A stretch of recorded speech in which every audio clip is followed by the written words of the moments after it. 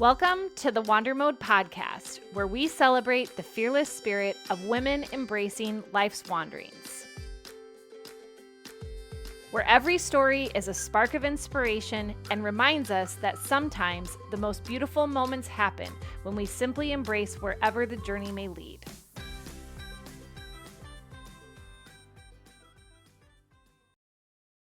Welcome back to the 52nd episode of this podcast. It is a little surreal for me to be saying out loud that we are on the 52nd episode. And I am so glad that you have tuned in today, whether you're driving or doing chores or just taking a moment for yourself. Because in our last episode, Annie touched on some very deep and relatable points. And I thought it would be worthwhile to reflect on those and share some personal stories that really resonate with her experiences. The first one is that Annie mentioned a few times about the need to slow down, to embrace the time needed to let things soak in. Now, she was talking about skincare products, but to me, it stood out as being particularly timely because when I was interviewing her, I felt like I really wasn't taking any time to slow down. I had just finished with my business coach. I had a process that I was starting in order to start getting in front of clients. I was starting to gain clients. I was doing all the podcast episodes. I was momming. I was doing the things.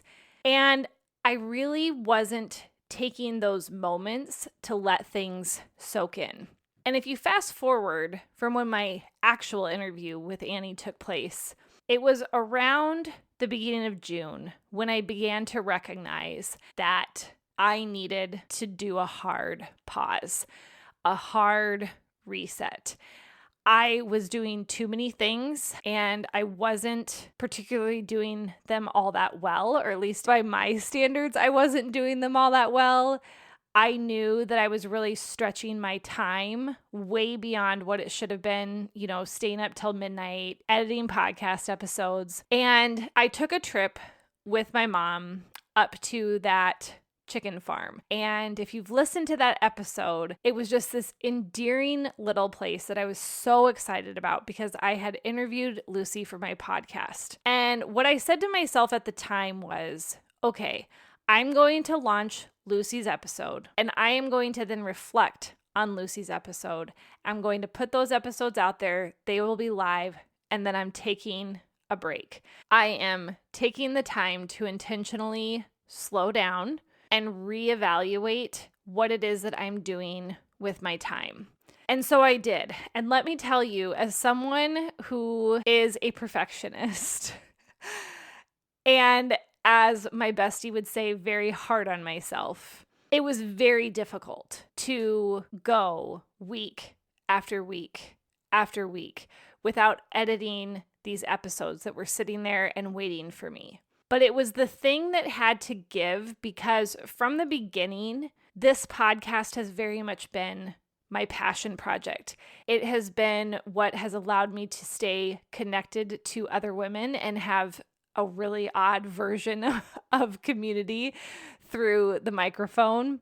It is what allows me to express a lot of the things that I'm feeling at any given moment in time out loud. And I've said this before that I am very much a talk to process kind of person. And it's given me that outlet.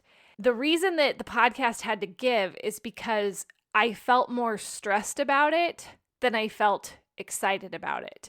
And I needed to let it continue to be rejuvenating for me. Otherwise, it was going to ruin what this podcast was always meant to be. And so I took a month off from the time that I posted my reflection on Lucy's episode to when I then posted Annie's episode. I took a month. And let me tell you, coming back to editing and getting back in front of the mic and talking, I feel like there has been so much change over the last month that really needed to occur to get me back in the right frame of mind in order to be recording again. and editing again and allowing this podcast to really be what I had hoped it would be, which is an authentic representation of many different women's lives, but also real time. You're seeing my life and the changes that I'm experiencing in life, and you're able to hopefully relate to some of those things and be like, yes, I hear you, girl. So I'm back for the 52nd episode.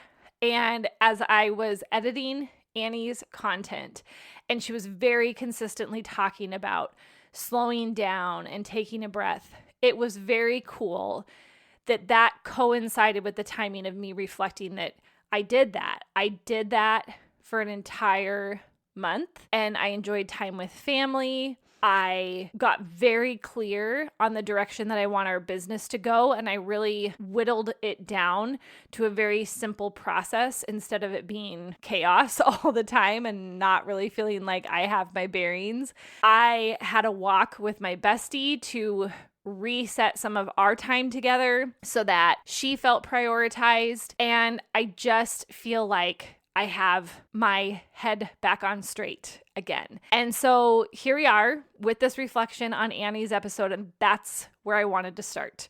The reason that there has not been any episodes over the last month is truly because I want this podcast to be what it needs to be for me, which is energy giving, and what I want it to be for you, which is an authentic representation of how we live life as women. The second thing that I wanted to reflect on goes back to one of the very first things that Annie talked about a little bit, and it was her battle with self-doubt and how she ended up overcoming it. Like, really? Like, are we actually going to do this? Can we build this? Can we create these products? Can we be halal certified? What kind of process do we need? How are we going to figure out how this is going to work? Who is our niche market? All of the different aspects that can really allow self-doubt to creep in. She talked about how she overcame it and what she has since created. And let me tell you right now, imposter syndrome is such a real thing. And I think all of us have felt this in some aspect of our lives, right? Where we just feel like we're not fit for something, we're not cut out for something, that we're trying to pretend to be whatever it is that this thing is, but we don't really feel like we have a place there. And that could be in motherhood. It could be with some of our friends. It could be in trying a new venture with a job.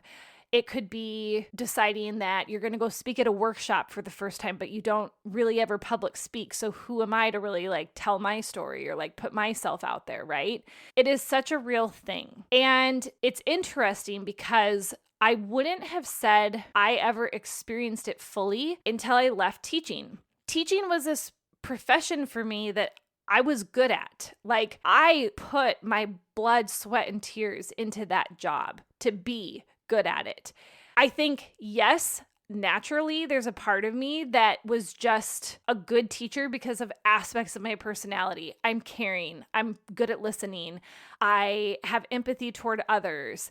I like working with kids, right? There are aspects of who I naturally am that allowed me to be a good teacher. But the rest of it, I had to work really hard to be a good teacher, to constantly invest in learning about how to tweak my curriculum, or taking some new standard and figuring out how I'm going to teach it to kids, or how can I reinvigorate a love of reading in my students. I had to work at that. But when you do that for 16 years, it stops feeling like work. It starts to feel just like this is who I naturally am.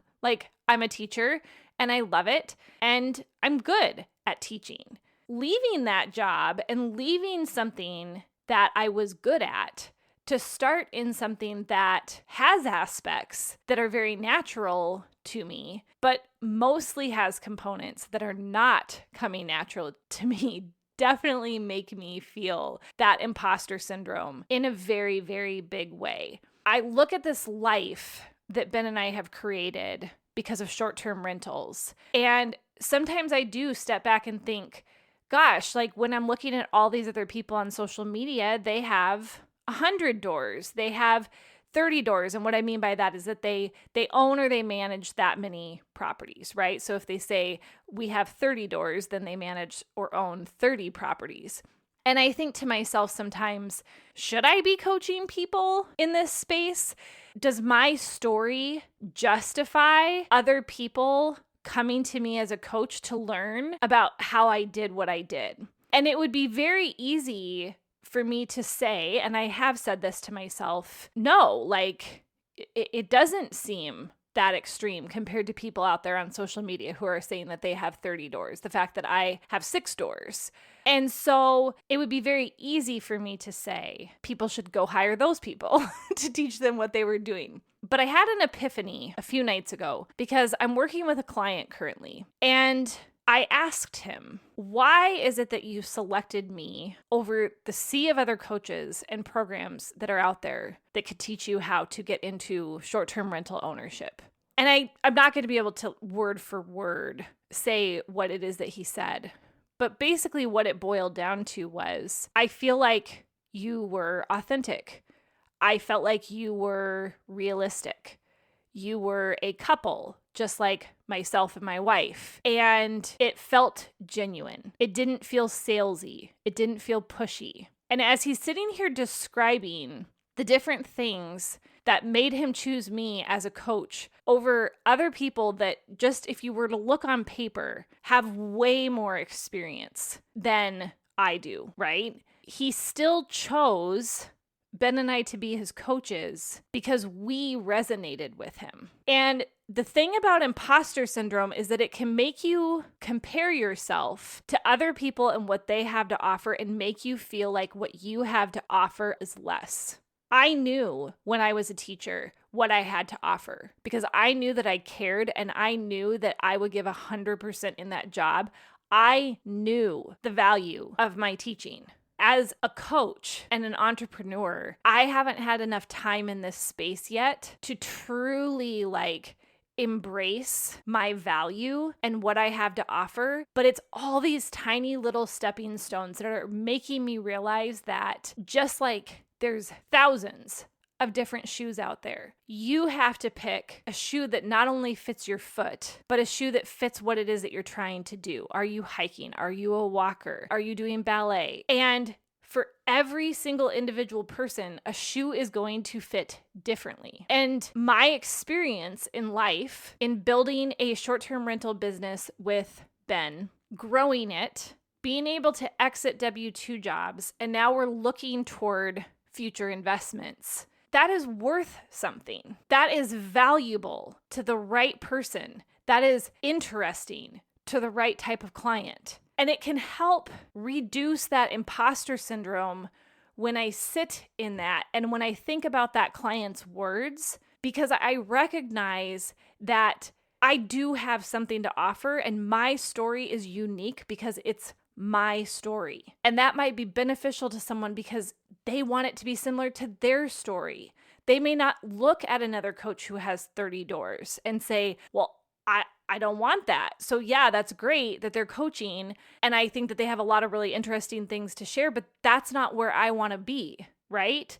So I just think it's really, really cool that I'm in very much this space as a new entrepreneur of experiencing the extremes of imposter syndrome, going up and down emotionally with what I have to offer. But ultimately, I am becoming visible to the right clients for us, and that I do have value. And I need to make that my focus. Just like there are people out there that are looking for the right coach for them, I am looking for the right client for me, because the right client for me crushes that imposter syndrome, because that person and myself automatically connect because it is the right fit. So I greatly appreciated hearing from someone like Annie, who is now on the other side of it, right? She's several years into creating her business and building her business and understanding traction and understanding how her target audience has shifted and developing new products and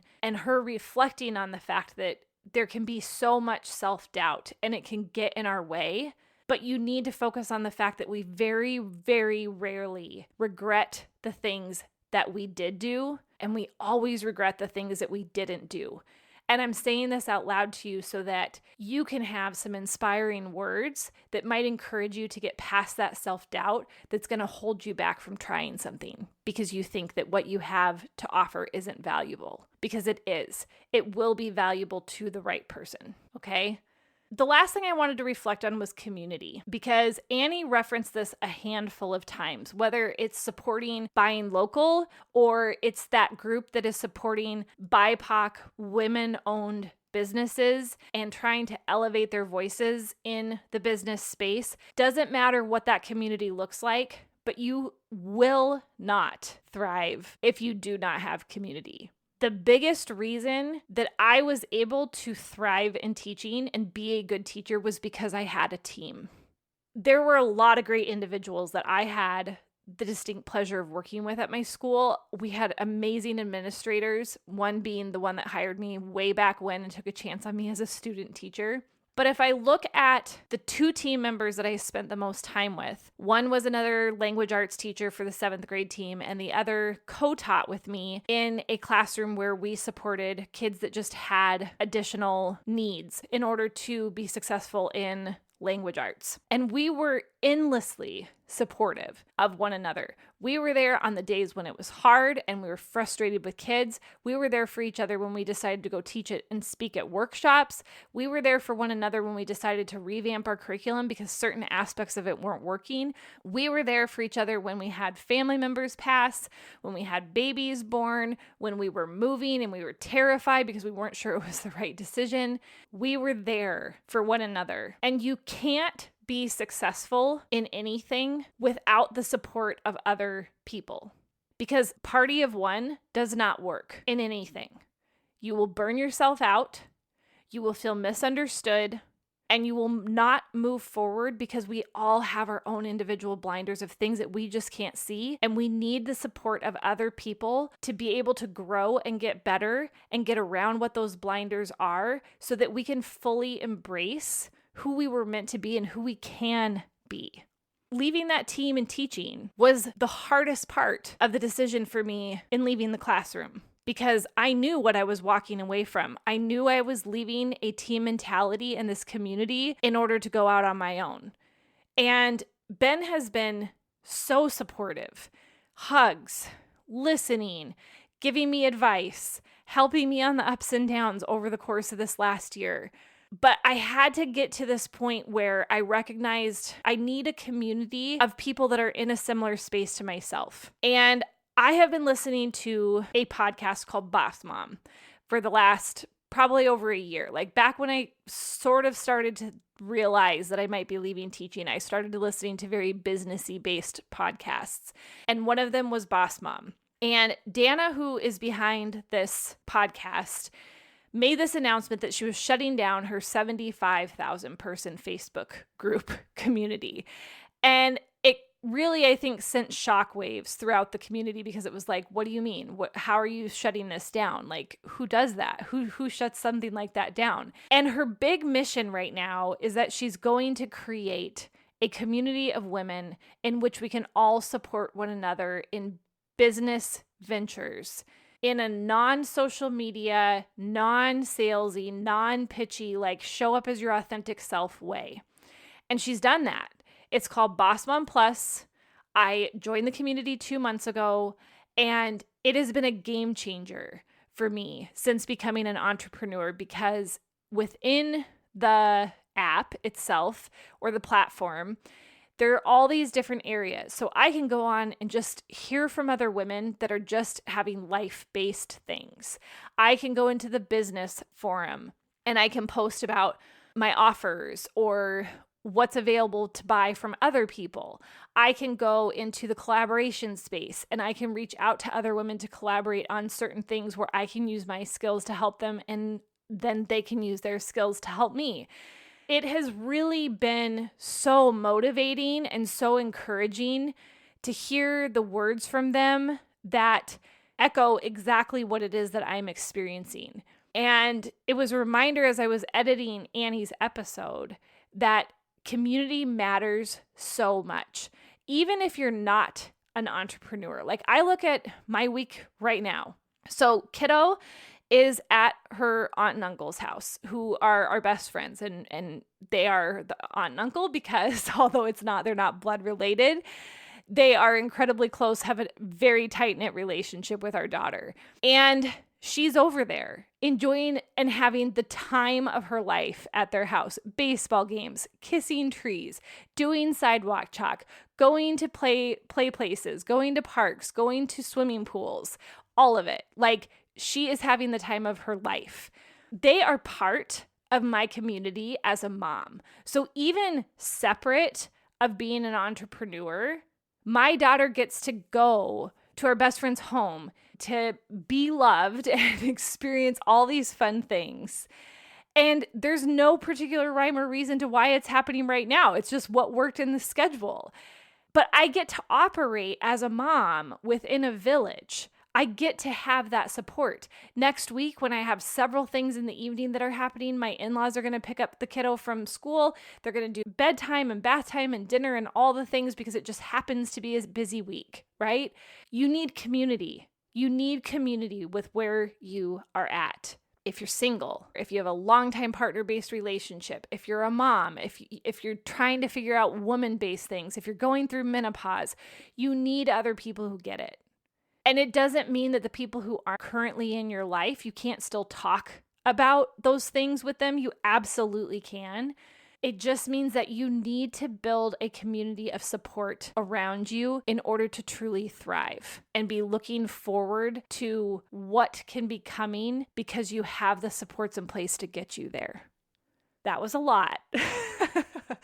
That was a lot. I have had the last month to sit in this space that I'm in where I've taken a hot second and maybe listening to me today has encouraged you to go take a hot second from whatever you need to do that from. And I just really hope that you continue to hear through this podcast about the journeys of women that may be so like you or so different from you, but that no matter how similar or how different, we always have things to learn and take away from the stories of others. Thank you so much for listening. Thanks for wandering with me today. If you were inspired by this episode and think it would ignite a spark in a friend, don't hesitate to share. And if you're craving more from the Wander Mode community, hop on over to Instagram at WanderModeCo. Meet you in the next episode, and until then, wander on.